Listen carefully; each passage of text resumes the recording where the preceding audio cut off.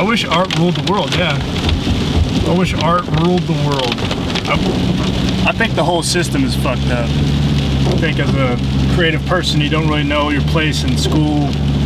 They don't really format a system for a person that's creative as much as they should. I think society doesn't really approve of creative people as much as they should.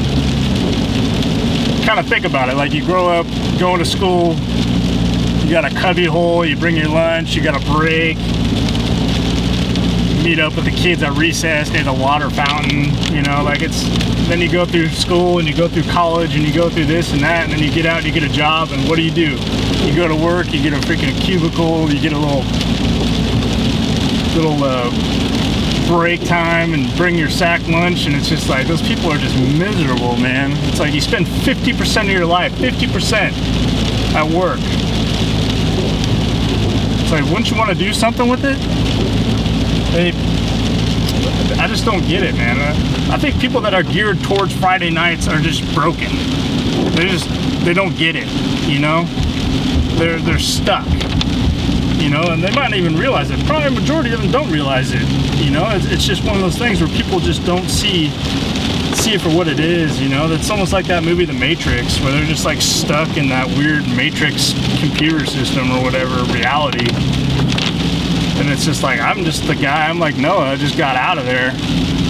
I just wish everybody felt that way, you know? I just feel like they're just so afraid. I've dated people that are so afraid. They're some of the most creative, amazing people that in the world I've dated.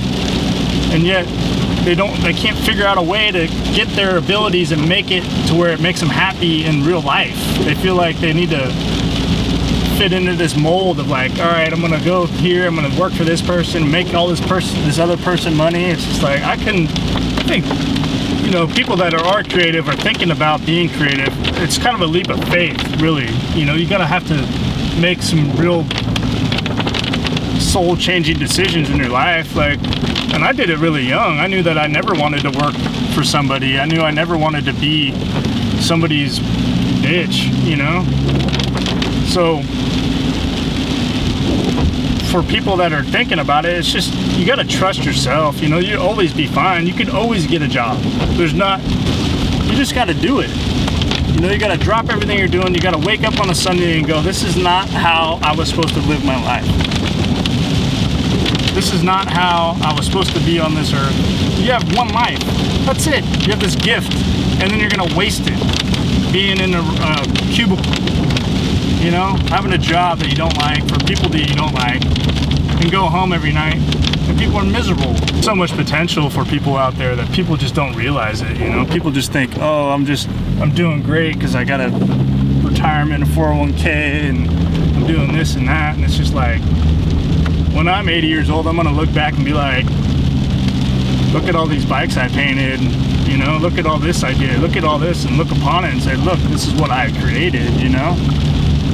People, what are they going to look back and say, well, I did 500 TPS reports for this corporation? Like, who gives a fuck about that? It's me. Every paint job I do is a piece of me putting on that bike, you know?